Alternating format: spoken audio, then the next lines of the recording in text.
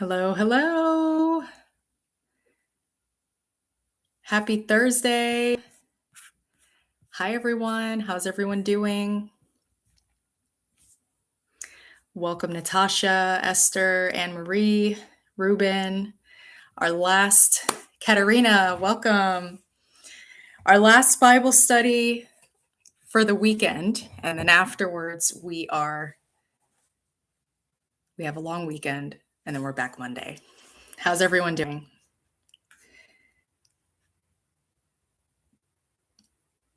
I know, right? Good to see everyone.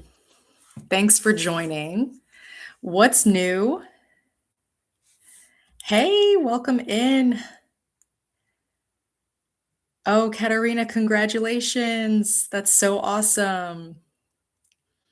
Oh, her third baby. That's so cool. Is it a boy or a girl?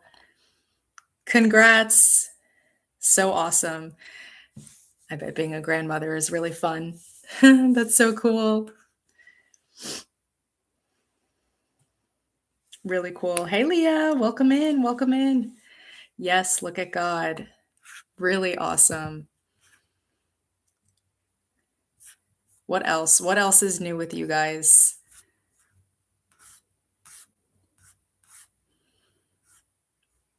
Okay, so let's get into everything. Let me just move everything over. All right. What does everyone have planned for the weekend? I want to know what you guys have planned for the weekend.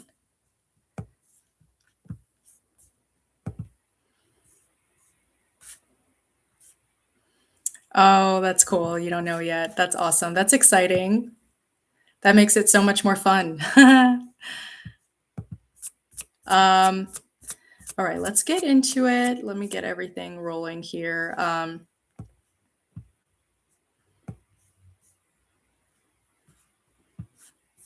Let me just move this all over my computers. Okay, so yesterday, you know, today's going to be our last study of the week. There's always something about this day that feels a little bit different, right? Like we've spent the last few days just kind of walking through everything together, um, showing up. So I'm glad that you guys are here. We're letting everything unfold. Now we're just going to, step into a couple days where it's going to feel a lot more quiet, right? Let's see. Your son Princeton wanted to tell us that he got his first dog. What? Congrats. That's cool. Birthday party for my 2-year-old cousin, community outreach promotion event I'm attending. Really cool. Love that. Love the community side. Love birthday parties. Katerina, congrats on the job offer. That's exciting. Really cool. Love it. Anne Marie, I'm really glad that you're finding the studies beneficial. We are grateful for you too. I'm grateful for anyone who takes the time to join these studies, whether it's live or replay. Ruben, tonight, last night of your 40-day Daniel fast, really cool. I have not done a Daniel's fast, so that's exciting. Really cool. Nice. Good to see you guys are doing well. NBA mom. That's cool. All right. I'd love to know what has been sitting on your mind this week that maybe you guys haven't really processed yet. Like is there something that keeps coming back when everything else gets quiet? And I'm asking this specifically because of the chapter that we're about to read, right? Like, where in your life right now do you guys feel tension? Like, something is kind of shifting or something's about to shift, but you don't know what it fully means yet because that space right there, right, where things feel uncertain, where you feel a little bit stretched, a little unsettled. I don't think that that's random. I think that's why this chapter is so important because it just kind of meets you right in that kind of moment, right? Like when everything is not clear or secure, right? It's kind of when you're in this in between, like you're moving forward, but there's still something, behind you, something ahead of you, and maybe you're just not really fully sure how it's all going to come together. So, just to kind of ground us in where we left off yesterday, Jacob finally leaves, right? After everything with Laban, um, he steps out of it. It wasn't clean. And there's still a lot lingering underneath, right? And you can just kind of feel that even though he left physically, and there's just still things that he hasn't fully faced yet. So I think so this is where we're going to pick this up in today's chapter, right? Because now Jacob is moving forward, but he's about to come face to face with something from his past. So this chapter is going to be really interesting. Um, it's really interesting. I don't know if anybody here read this chapter before we started, but I'm curious. Uh-oh, Teresa. Let me know if it's not working for you guys. Maybe try refreshing. Everyone else, let me know if everything seems to be good on your end.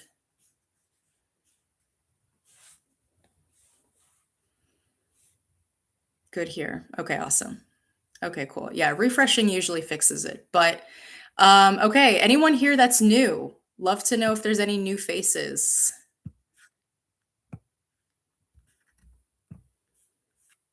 Anyone that's new?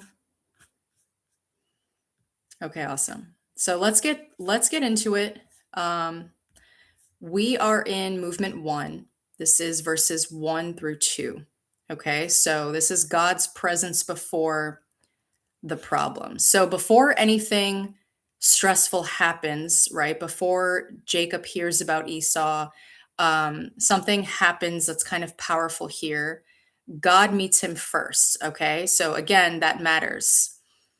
Verse 1. So Jacob went on his way, and the angels of God met him. So Jacob is basically traveling, and angels appear to him.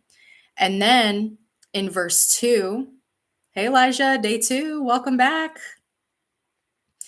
Verse 2, it says, and when Jacob saw them, he said, this is God's camp. And he called the name of the place uh, Mahanaim, meaning Jacob realizes this is God's presence and names the place two camps. So I want to slow down in this real quick and just kind of sit with what's happening here, because this part can feel a little bit confusing at first if you just kind of read it quickly. So when it says this is God's camp and he called the name of that place Mahanaim, basically, he's realizing, Jacob here, is that what he's seeing isn't normal, right? Like he's not just like walking randomly and thinking about God. Something actually appears to him.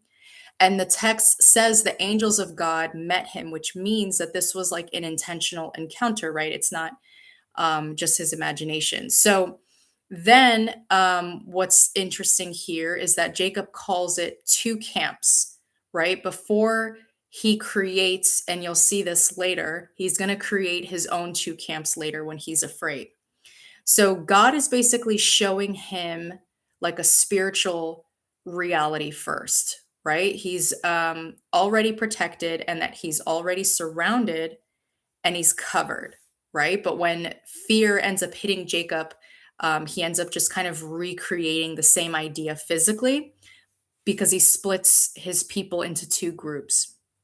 So it's kind of like God is showing him what was true in the unseen, and Jacob tries to recreate it in like the scene. Okay, so a big contrast there, right? It just kind of shows the difference between trusting what God revealed and then just trying to rebuild it in your own way when like fear takes over. So I kind of wanted to figure out like how to visually picture what's happening here, right? Because we don't know exactly how he saw them. The Bible doesn't fully explain this, if this was like a physical appearance that anyone could have seen, or if it was more like God opening his eyes spiritually for a moment, okay? But we do see this pattern in other places in scripture where God does let someone see what's already there but is normally like invisible, right? Like in Kings when I think it's Elisha's servant suddenly sees like this army of angels around them, right? Or is it Elisha? I think it's Elisha. Um, and they were basically there the whole time. So it's just less about God sent angels right there, right then and there, right? Like it's more about God letting Jacob see what had already been um, surrounding him. So the reason why this is important is because Jacob is realizing now that he's being accompanied this whole time, right? And he didn't even know it. And so when it says two camps, he's literally understanding this as there's my camp, which is like my family, my people, and then there's God's camp, right? Right there with me.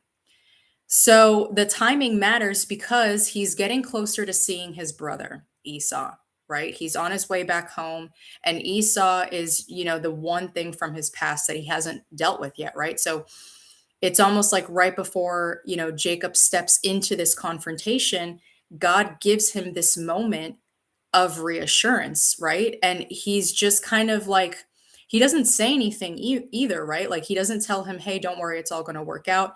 But what he does is he shows him, you're not walking into this alone. And, you'll see exactly, Natasha, even after seeing this, Jacob, he still gets afraid later. So this, it doesn't remove his fear completely, right? It's just giving him more of like a reference point, something that he can kind of hold on to when fear shows up anyway. And so, it kind of makes me think about, sometimes we're like, we ask God ourselves, like, God, if you're with me, why don't I feel it?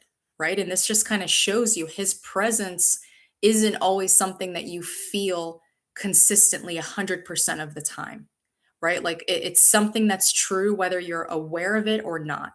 And Jacob had been protected the whole time, right? He just had a moment though where he could finally see it.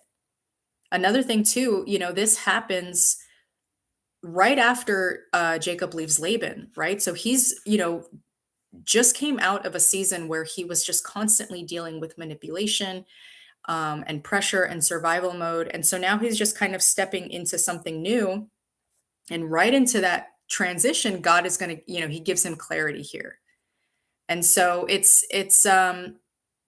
think that the reason things sometimes feel unclear for us is because of what you're surrounded by, right? Not God's obviously not hiding. And so the moment Jacob steps out of that environment, he just kind of gets a glimpse of something that's a lot deeper, right? And so like, and a deeper way to just kind of, or a simple way to just really understand this is that Jacob's about to walk into, probably one of the most stressful moments of his life, right? He's facing someone from the past that he's really hurt. He's not sure how it's going to go. And before any of that happens, God lets him see, you know, I've already gone ahead of you and you're not stepping into this by yourself. So it's nice to know because, that's basically God's presence is it's reminding us that God's presence is already there before the thing you're worried about even happens. Right? Like even if you can't always see. So it's just something to really sit with, right? A lot of times we are worried about something that hasn't even happened yet, but God is already there.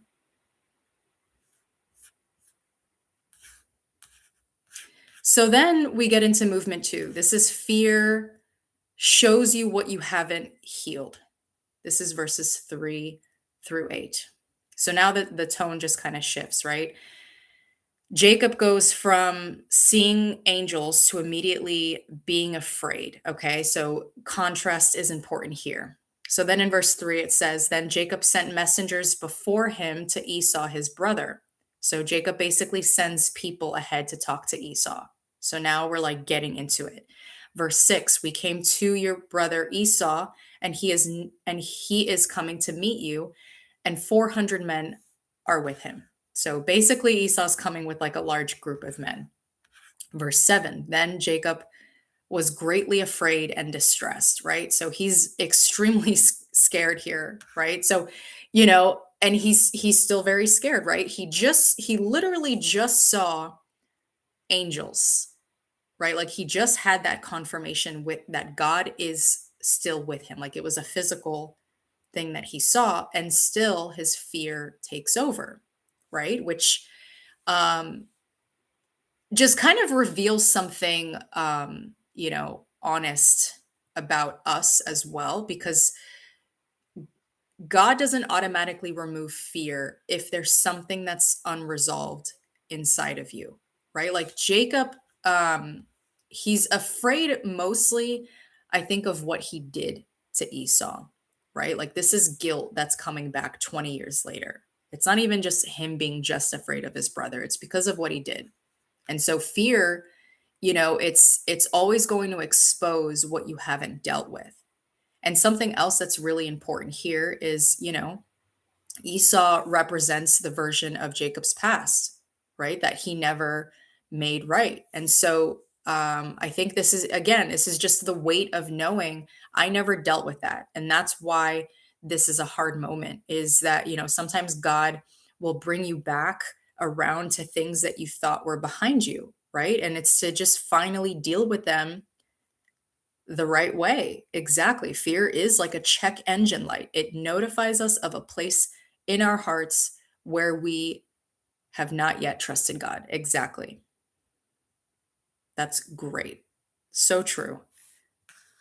So now, what he's so instead of just kind of resting in what God showed him, he tries to recreate safety like on his own terms, right? Like, okay, just in case God doesn't come through the way I think, let me set this up so that at least I don't lose everything.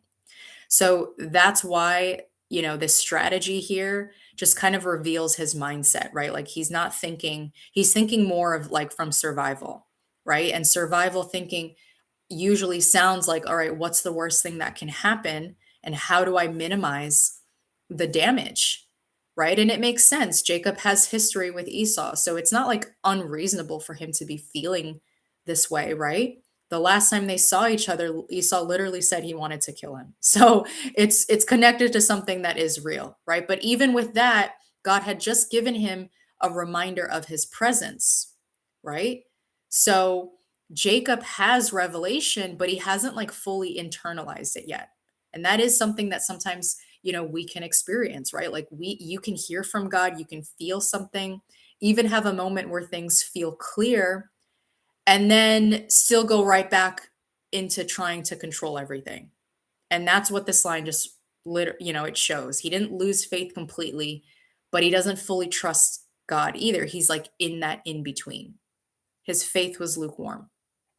So I think part of him is looking to God, but also still relying on himself, right? Jacob's trying to protect what God already promised um, to what God already told him, and would take care of him. And so and that his descendants would multiply and that he would be okay. But instead of resting in that, Jacob just kind of wants to make sure that everything doesn't fall apart. There's also, I think that when it's not that we as people, when we get stuck, right, we obviously know that it's not us not believing in God, we just still feel like the outcome depends on us. So it's really more about control here.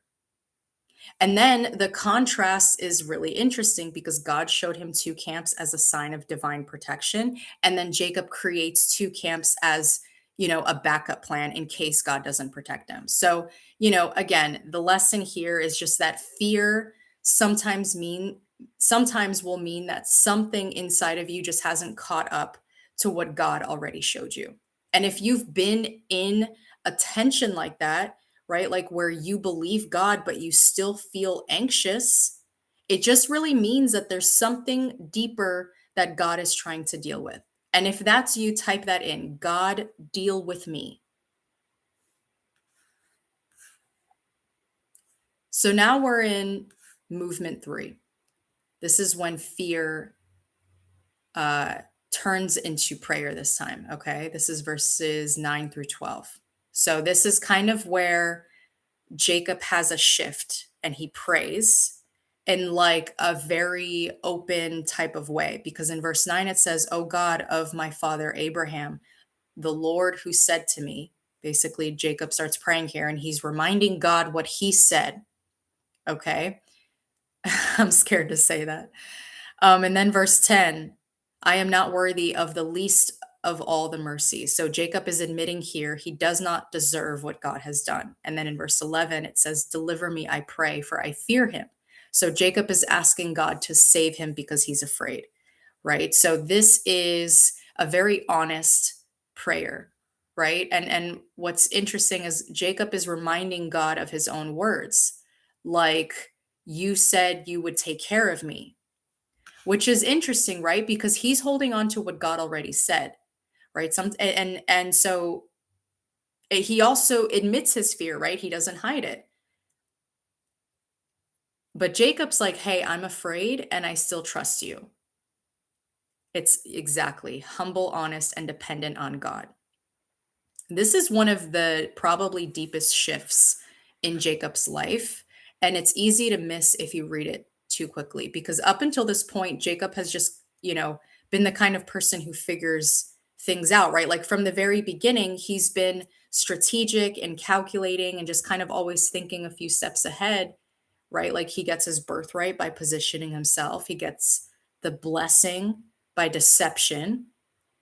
He even like outmaneuvers Laban with the flocks.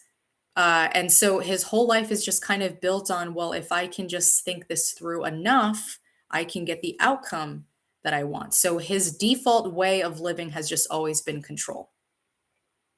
And so, I think when you get to this moment here, this is the first time that that way of living just stopped because now he can't outthink Esau. He can't like manipulate the situation, even though he probably, you know, was trying to, right? But he can't guarantee an outcome. And I think he just kind of like recognized that. So, internally, Jacob is just being brought to a place where his usual identity is no longer working, right? That version of him does not know what to do here. And that is why he's so scared. So, but now this fear that he had is pushing him into doing something new, dependence, right? Normally, fear can make people just kind of either try harder, control more, tighten their grip. But here, this level of fear is just kind of exposing, you know, that Jacob can't control this. And so it just kind of forces him into prayer and this humility, right? He's needing God in um the realest way. And so I think his fear is finally leading somewhere healthier, right? It's leading him out of self-reliance. And this really connects to us a lot more than like we realize, right? Because sometimes the reason that you feel anxious or overwhelmed or maybe just out of control is because God is just allowing you to reach the edge of yourself, right? It's like the place where your usual way of coping doesn't work anymore, right? The level of control that you had, it's not enough anymore. And your usual confidence, can sometimes start to break. And it's very uncomfortable. But I think what's happening is that you're just, being shifted out of dependence on yourself and you're into dependence on God. That's how a lot of people find God in the first place. Right, and it's a hard transition because it does feel like you're losing something, right? Like, you feel it's like, you lose the feeling of being in control and the illusion that you can just, like, manage everything and, like, you lose the version of yourself that always had a plan. But now you're gaining something deeper, right? Like, you're gaining a relationship with God that's based on, "I actually need you," and that is how, like, faith really starts. Right? Exactly, learning to walk in faith. It's not when everything makes sense. It's just like the moment you kind of realize, or you have this like breaking point where you can't carry it on your own anymore. So, I think sometimes fear can be a doorway that really breaks your independence. Because if you don't have that breaking, sometimes you would probably wouldn't learn how to depend on him, right? As long as you can rely on yourself, you usually will, right? And so, if you're in a season right now where, you feel like you're being stretched, if, you don't have the same control that you used to, this might just be the beginning of a deeper kind of relationship with God where you're learning how to lean on him. That's a different type of faith. So now we're in movement 4. This is verses 13 through 21. So after praying, Jacob goes right back into his strategy, right? So verse 13, he took a present for Esau, his brother. Okay. So he basically gathers like a large gift to send to Esau. And then in verse 20, it says, I will appease him. Perhaps he will accept me. So he's basically just hoping that the gifts will kind of calm Esau down before they meet. Right. So he's not just sending one gift, like he's sending them in waves, and he's spacing them out intentionally, each one with a message. He's basically trying to manage how Esau feels before they can even meet, right? It's just him again trying to control the outcome. And it's interesting, right? Because he did pray, he believes in God, but he still feels like what happens next, just really depends on him. And the word appease is important here, right? Because this carries the idea of covering over something. So Jacob's basically thinking, well, maybe if I give enough, I can just kind of fix what I did, right? But you can't fix what only God can heal.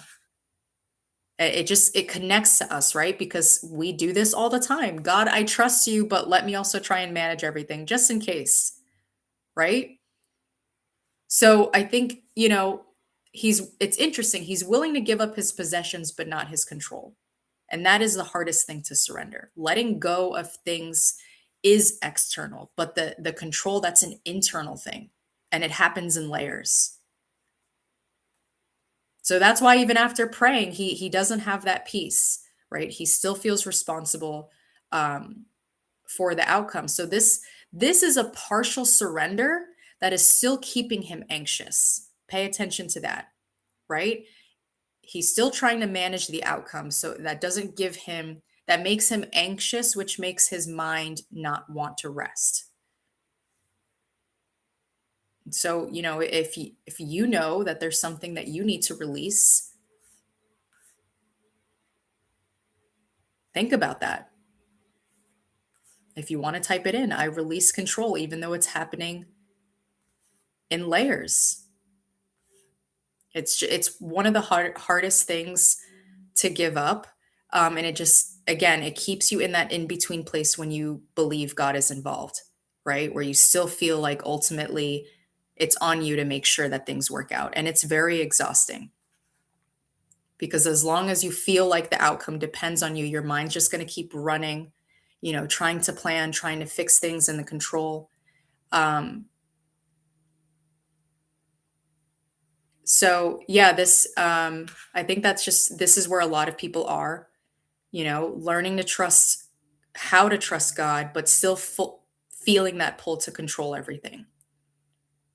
And it's just important to remember here that so far nobody's growth in the Bible has happened instantly.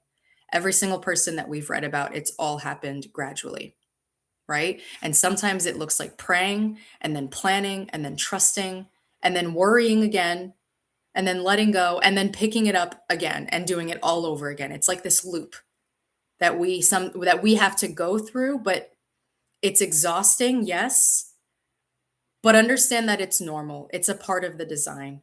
We weren't supposed to be emotionally flawless, you know? Um, so now we're in movement 5. So this is verses 22 through 24. So everything up until this point, Jacob's been like kind of moving, planning. He's sending people ahead, just trying to manage, what's coming with Esau, right? There's been noise, there's like movement and just kind of responsibility. There's people around him. But then in verse 22, it says, and he rose up that night and took his 2 wives and his 2 women servants and his 11 sons and passed over the ford Jabbok. So basically, Jacob takes his whole family and he moves them across the river at night. Okay, verse 23, and he took them and he sent them over the brook and sent over that he had. So basically, Jacob sends everything he owns ahead of him. Verse 24, and Jacob was left alone. So now Jacob is completely by himself. He intentionally sends everything ahead of him, his family, his possessions, everything that could surround him or distract him. And he puts this distance between himself and all of it. Katerina, Melissa, do you know me? Personally? Maybe? I don't know. So, okay. This is very interesting. So, okay. He sends everything out, right? He puts the distance and it says that he's left alone. Earlier, and the reason why it matters is because earlier in his life, Jacob encountered God in dreams, right? Like when he saw the ladder, those were moments where God revealed something to him. But this moment is different, right? God is about to deal with him directly. And it happens when he's alone. Melissa, do you know us? Oh, I see. Yes. I'm exposing you.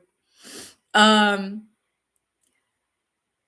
you're surrounded by people, and I get it now. That's funny. Okay. When you're surrounded by people and responsibilities and noise, you can avoid what's really going on inside of you, right? Like you can stay distracted, you could stay busy, and you can just kind of push things down. But when you're alone, there's nowhere to hide, right? And so even the timing matters. And so this happens at night. So it's very interesting here. So hold on, let me make sure I have everything. So in scripture, nighttime usually represents like this uncertainty and this like fear and not being able to see clearly. Okay. So Jacob, is literally, but also emotionally in the dark. He doesn't know what's about to happen with Esau. He doesn't know how things are going to go. And he's just kind of alone with that. Right. And this is the exact space where God meets him. Right there in like this tension and uncertainty, right? But this is something that connects to our lives because, a lot of times when we realize it, there are seasons where God allows us to be alone in a certain way, not even necessarily like physically alone, but where like your distractions are removed, and you're just kind of more aware of what's going on inside of you, right? Those seasons are, they're uncomfortable. It might be happening during like your isolation season. It's quiet in a way that like you're not used to. It can be exposing and it can just kind of feel like, something is being brought to the surface that you can't ignore anymore, right? But again, it's not random. And this is usually where God does his deepest work, right? Because now you don't have those outside distractions to figure out like how your walk is going to go. Like now it's just between you and God. And so before God changes Jacob's identity, before the wrestling, before the breakthrough, he gets him alone. That's the setup, right? And what's going to happen next is something that it's not something that Jacob could go through distracted or surrounded, right? It's going to be like a very personal internal thing that requires it to just be him and God. So if you've been in a season, maybe you're in your isolation season, it's quieter. It feels more like internal, right? Like it's just like mostly you and your thoughts, and you're just kind of being faced with things that you can't avoid anymore. This might not be something that you need to run from. This might be the setup for God to deal with something that's going on a lot deeper in you. Instead of trying to fill that space or escape it, you have to ask, what is God trying to show you here that you couldn't see when there was so much noise going on around you? And if you're still trying to figure that answer out, type that in. Meet me here, God. So now we're in movement 6. This is verses 25 through 28. So this moment is where everything in Jacob's life kind of collapses into one point, right? It's a very intense and revealing thing about how God works. And so in verse 25,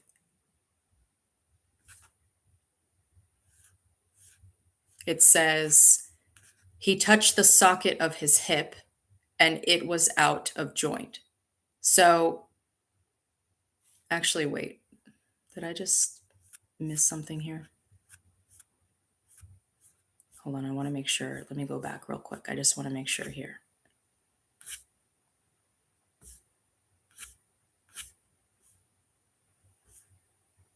Okay.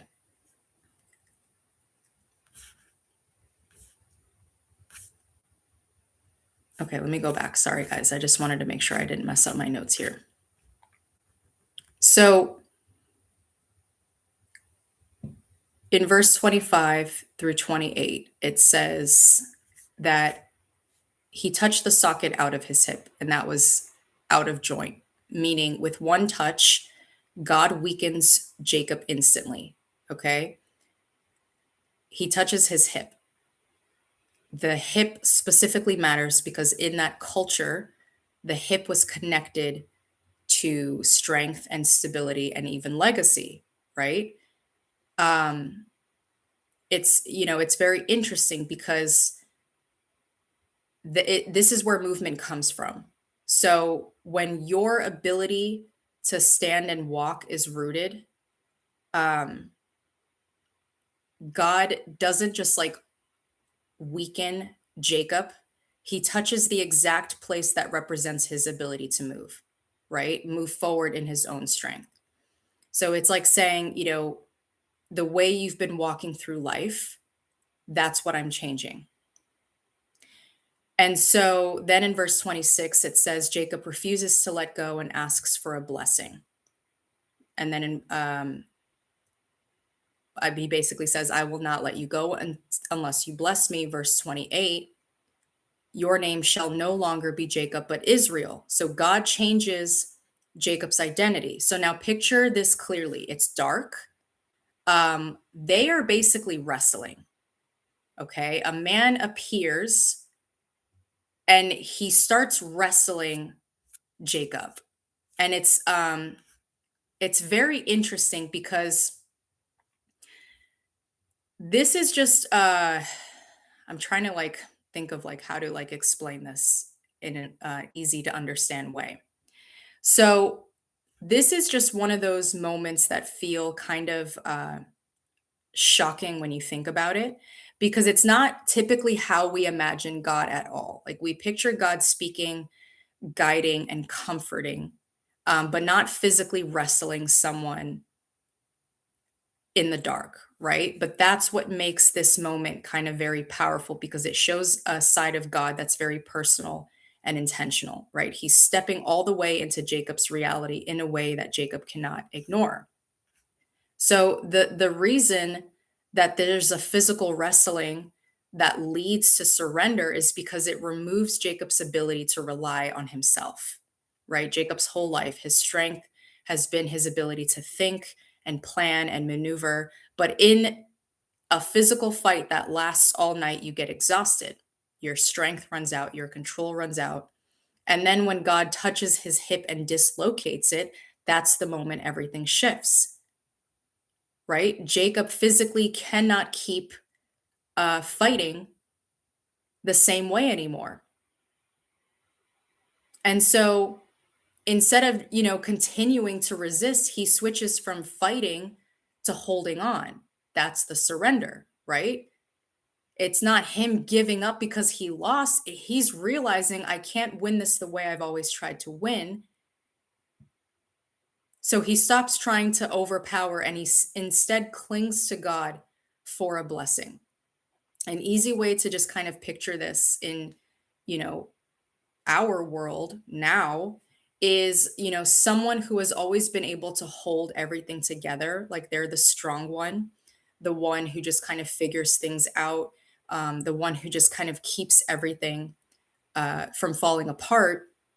And then they hit a situation where no matter how much they think or plan or try to fix it, they can't, right? Like imagine someone trying to hold up a really heavy weight for hours, right? They're strong at first, they're steady, they feel like they've got it, but over time, their arms start to shake, right? Their strength is giving out, and eventually they physically can't hold on to it anymore, right? And in that moment, they have two choices.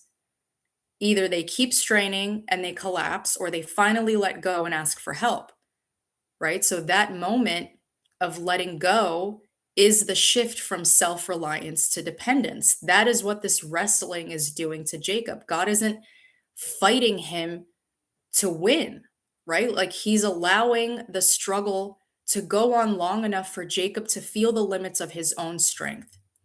Because as long as Jacob felt strong, he would keep relying on himself. Once that strength is gone, the only thing left is dependence. And it's kind of mind blowing, um, to like that God would do this, right? Like it's very uncomfortable. It's kind of strange to picture because, again, we just kind of usually think of God interacting with us in only one kind of way, which is like a gentle or like peaceful way. And he does that, but this is just kind of showing that God also meets people in ways that are specific to who they are and what they need, right? Like Jacob didn't need any more information. He didn't need another dream or another explanation. He needed a confrontation with himself, right? And God chose a form of interaction that matched Jacob's entire life, which is struggle. It's almost like if someone only ever learns through experience, right? Not just words, you can tell them something over and over, but nothing's ever going to change until they go through something that shifts them internally, right? That was this moment for Jacob.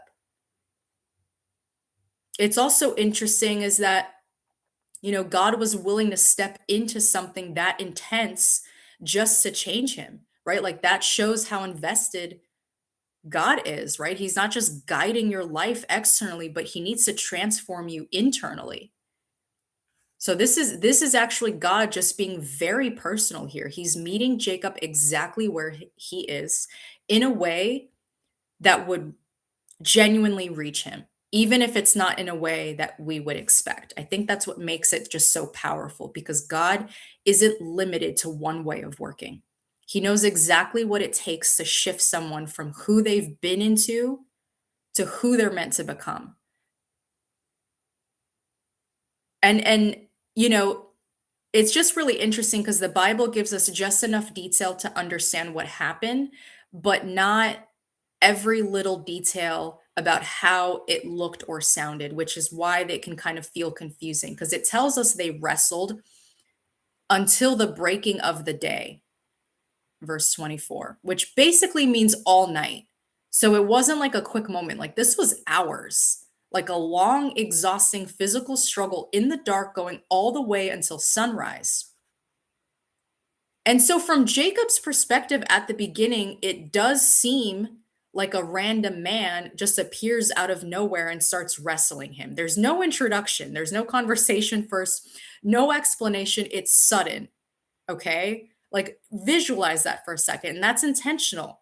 It puts you in Jacob's position, right? He doesn't fully understand what's happening at first either, but it's only as the encounter goes on, the weight of it just starts to shift, and he realizes that this isn't just a normal person. And so I was, reading this and I was thinking, like, I wonder if they're like yelling at each other, like I'm just trying to picture this. And the Bible doesn't, describe any sort of like back and forth conversation during the wrestling itself. Like it in the sense, it's mostly silent in the sense that we don't get recorded dialogue until towards the end, right? Like the only actual words we're told are near the breaking of the day when the man says, "Let me go." And Jacob says, "I will not let you go unless you bless me." Right? So most of the night, it seems just like a physical struggle. It's not a conversation. It's this is a very intense moment. Like imagine being completely alone in the dark, already anxious about what's coming with Esau, and then you're suddenly being in a physical struggle for hours with someone you don't fully understand. There's no explanation, there's no clarity, there's just tension and resistance. But there's something deeper in that. God doesn't start this moment with words, He starts it with experience. Because Jacob is someone who has always processed life through action, right? Through some form of strategy and movement. Okay. And so instead of explaining things to him first, God just kind of meets him in something that he can feel, something that he can't think his way out of, right? So, yeah, this is physical wrestling, mostly silent, starting with confusion and then ending with realization. That's kind of the point. Jacob doesn't get clarity before the struggle, right? He gets it through the struggle. This is a very real moment to check yourself, right? Like what are you still trying to control after you already prayed about? You know? If there's something that you need to release, let us know. I release control, or I'm releasing control.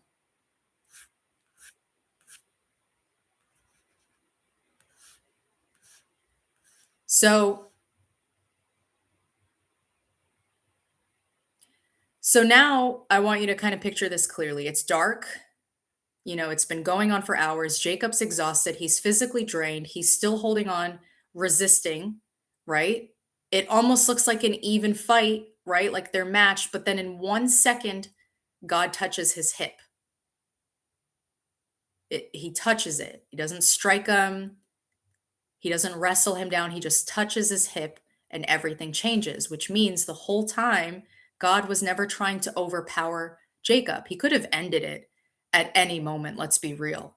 The struggle was about process, not about strength.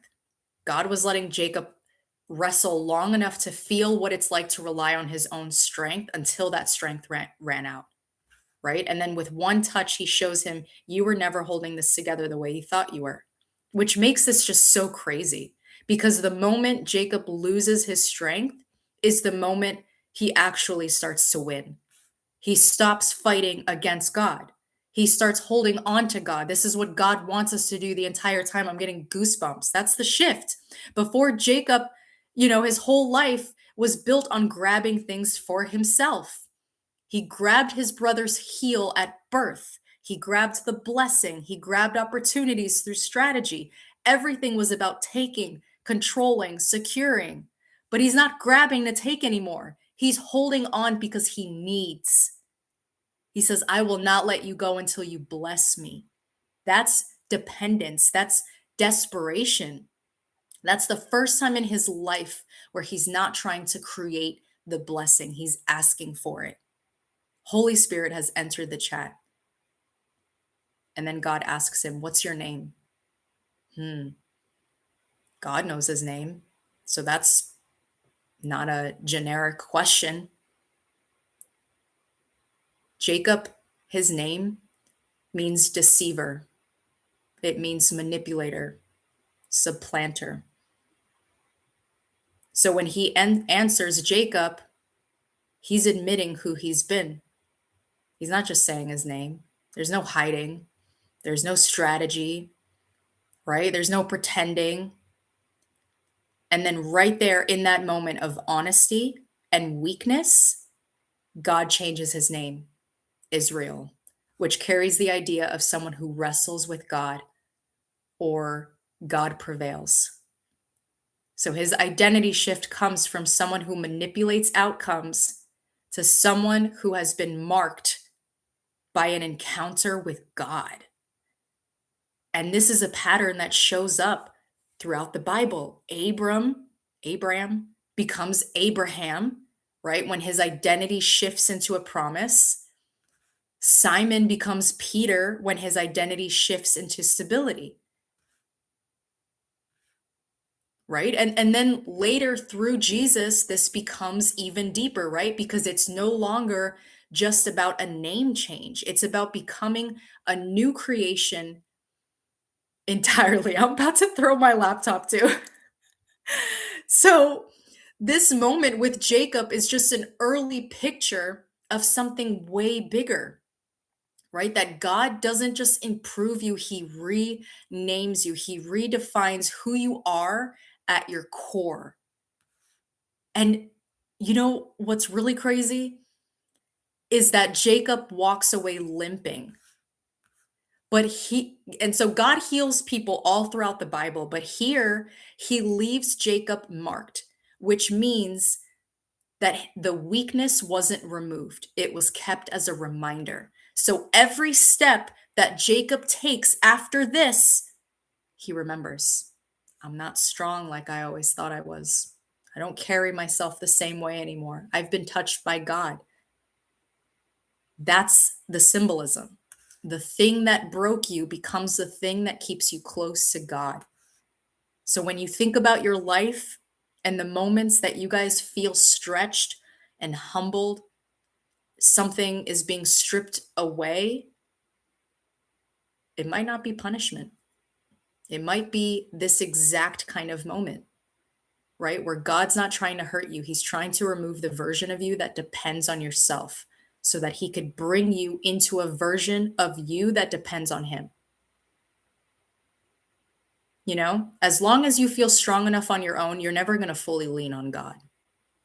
And sometimes he's going to let you reach the end of that strength. And that's only because he's trying to meet you there. And that's why this is the turning point. Jacob does not walk away with a better plan. He doesn't walk away with control. He walks away different. And if you've ever been in a season where you feel like something in you is being broken and humbled and shifted, this is going to give you a completely different way to see it. And not even as like, oh, something's going wrong. This is just something is being changed within you at like an identity level. And so instead of resisting it, I encourage you to ask God, hey, God, if this is you changing me, please don't let me hold on to the old version of myself. If that's something that you feel, type that in, change me, God. You know, one thing I thought about too is like, I wonder, like, if you read this at face value, it almost feels like, wait, does God still do this? Like, does he physically show up and wrestle people? Because I feel like some of you guys might need that. But honestly, he doesn't do this the same way, right? Like this moment with Jacob is very specific to his story and to that time, where God sometimes revealed himself physically in ways that were very rare, but intentional. But that doesn't mean that God stopped doing what this moment represents. Welcome in. Thanks so much for joining. He does it a little differently now. So back then, Jacob needed something physical, because of who he was. His whole life was built on action, strategy, and control, just kind of wrestling through situations. Okay, so God just kind of meets him in a physical struggle because that's the language that Jacob understands. Okay, God is stepping into Jacob's world in the most direct way possible so that he cannot ignore it, right? But God doesn't usually confront us physically like that, right? He confronts us internally and through our circumstances. And so if you think about it, the feeling of what Jacob went through still happens all the time, just not with literal wrestling. Ruji, thank you so much. I really do appreciate that. Thank you. God is here. Amen. So he doesn't do that with literal wrestling, right? Here's how you know. It looks like seasons where you feel tension inside yourself.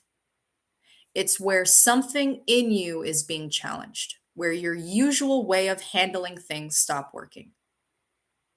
Okay? This is where you feel like you're being humbled, you're being stretched, or you're even broken in some areas, right? Like you're trying to hold everything together, but it's not working the way it used to.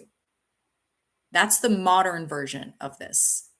God isn't physically grabbing you and wrestling you to the ground, but he is allowing situations and pressure and internal conviction to bring you to the same place that Jacob ended in, a place where you realize I cannot keep doing this the way that I've always done it. That is where surrender happens. That is how I found God. And the reason, this moment in Jacob's life is just so physical is because it's just showing something invisible in a visible way, right? It's like God took something that normally happens internally and made it external so that we can actually see what surrender looks like, right? Because normally the wrestling is inside of us, right? It's the back and forth in your mind, the resistance to letting go. There's this tension between trusting God and trying to control everything yourself. That's the real wrestling. Jacob's story just puts it into a physical form so that it's undeniable. And this moment happens before Jesus, right? Through Jesus, later on, through Jesus, the way we encounter God shifts. So instead of these like rare physical encounters, we are given the Holy Spirit, which means that God works within us, right? He's not just appearing externally to us.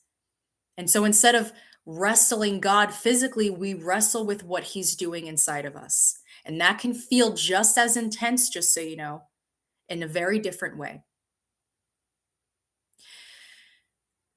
I think what you guys should remember here is that God will still bring you to moments where your strength runs out, where your control doesn't work anymore, right? Where something in you has to change. And those moments can feel just as real and just as intense as what Jacob has experienced here. The difference now is that it's happening internally through your life, your circumstances, and your relationship with Him.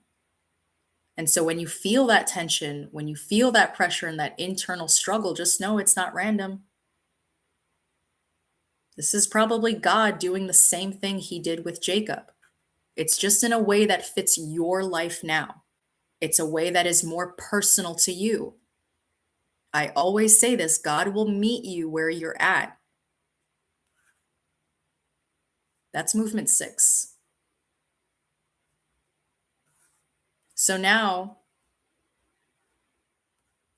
we're in movement 7, the mark of an encounter with God. This is verses 29 through 32.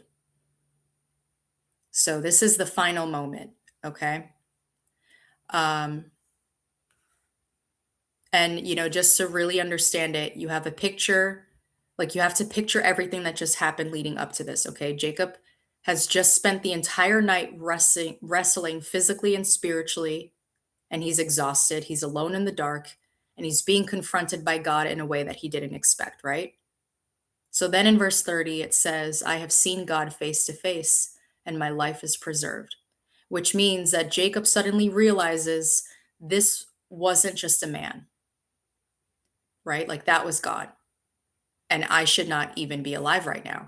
Because in the Old Testament, there was this understanding that God is so holy, so powerful, that if a human fully encountered him, they wouldn't survive it. So the fact that Jacob not only encountered God, but lived, it tells you about God's mercy, right? God obviously wasn't showing up to destroy him, he needed transformation.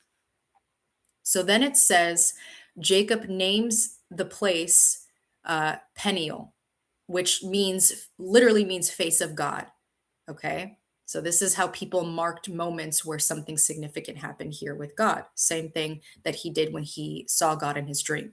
So Jacob is basically saying this place right here is where I encountered God in a very real, undeniable way, right? Like he's marking it because he knows that this moment changed him. So then it says in verse 31, and he limped on his hip, right? So Jacob, he doesn't walk away the same, right? He walks away blessed, yes, but again, he's also marked. His hip was dislocated during the wrestling, right? So again, God leaves him with a limp. So now every single step Jacob takes for the rest of his life feels different. The encounter changed something in him, right? Before Jacob walked in strength and control and strategy and just this self reliance. But now every step is going to remind him I'm not the same person anymore. I cannot rely on myself the way that I used to.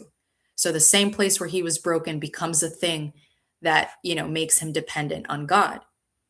So, when Jacob says that he saw God and he lived, again, this seems impossible under the Old Testament understanding, right? But later through Jesus, we see how that becomes possible. Jesus is God in a form that people can encounter without being destroyed. It's a way for humanity, to be able to come face to face with God and live. So this moment with Jacob is kind of like a glimpse, a small preview of something that will be fully revealed later. I wonder what this man looked like. I wonder, like how it ended. Did he just disappear? But there is this small detail that is, kind of easy to overlook. It says that the sun rose on him, right? Which means all of this happened again in the dark, in the middle of the night, the struggle, but the evidence of what happened shows up in the light, right? Jacob wrestles through the night, but the name change happens right before the sun rises, which means the identity shift happens at the edge of a new day. So it's that he was changed right before stepping into what was next. And that matters, right? Because the very next thing he's about to do is face Esau. So God changes him right before the moment where his new identity is going to be tested.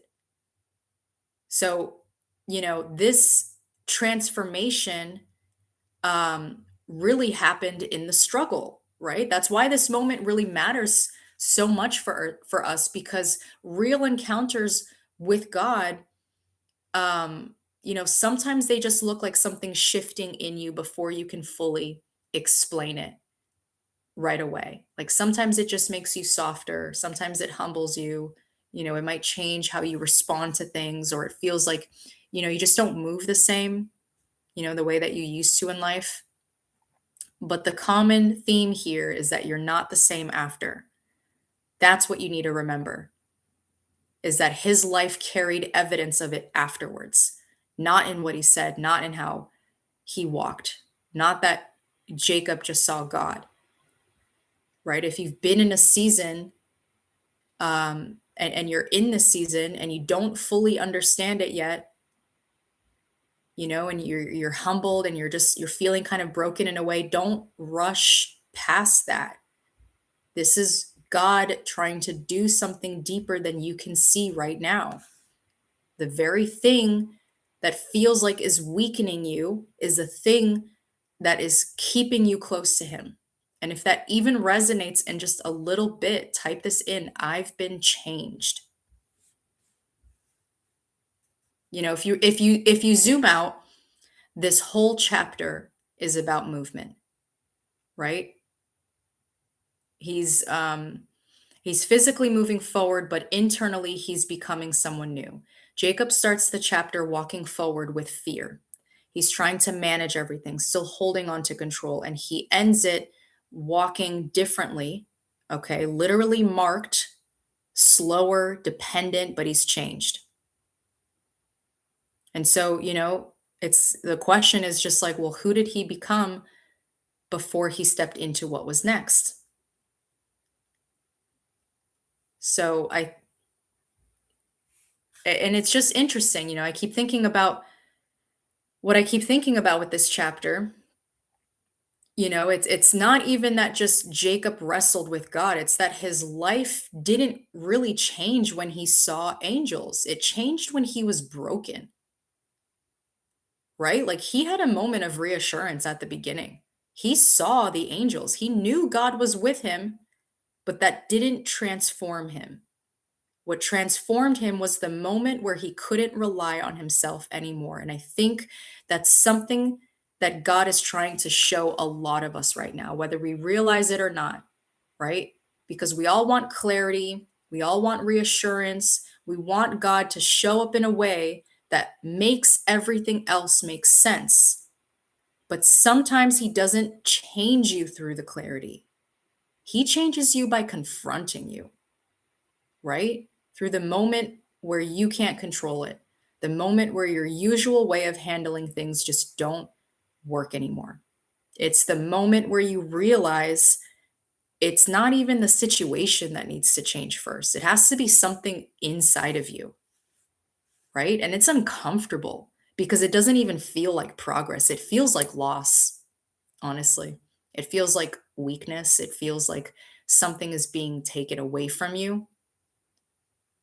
But in this chapter, that is where the blessing was, right? He left with a new identity. He left different and a dependence on God that he didn't have before. He didn't leave with more control, more confidence in himself, or even a perfect situation. And I think that, that's where again we have to ask ourselves, what is in you that God is trying to confront you right now that you've been avoiding? And we're over here like, God, please change everything around me. Please change my situation. And he's like, no, I'm trying to actually change something within you. And if that's where you are, don't try and like fix it too quickly or numb it to distract yourself. Bring that exact thing to God. Bring those thoughts to God in just a very honest, raw, open way where you ask God and you tell him that you don't fully understand what you're doing, but that you can feel something in you is being shifted and you don't want to fight that if it's coming from you, God, right? Because that's what Jacob did, whether he realized it or not. He stopped trying to win and he started holding on.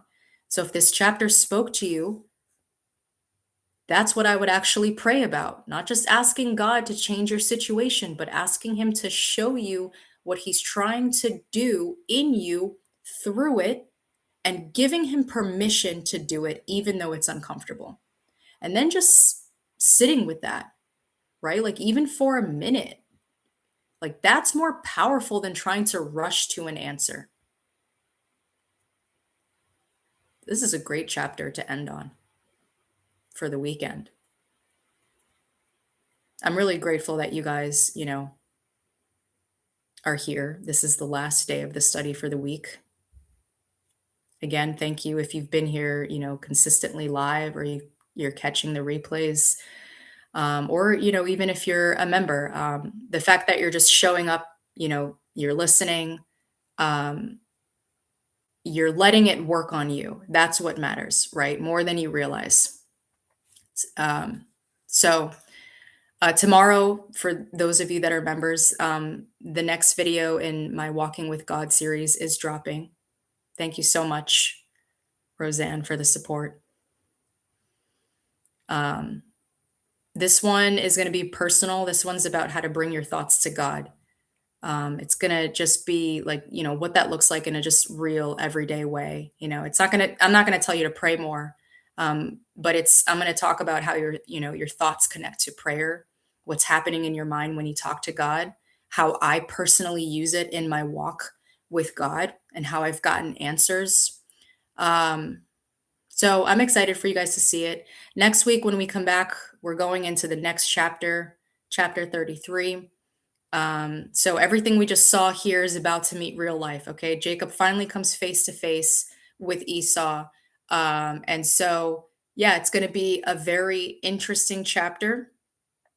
We're going to walk through that and see what happens. I don't want to give you any spoilers. Welcome from Ghana. Really cool. Thank you guys so much.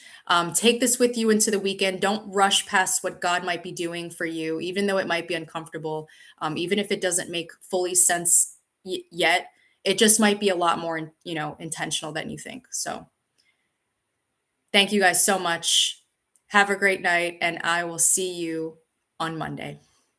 Bye, guys.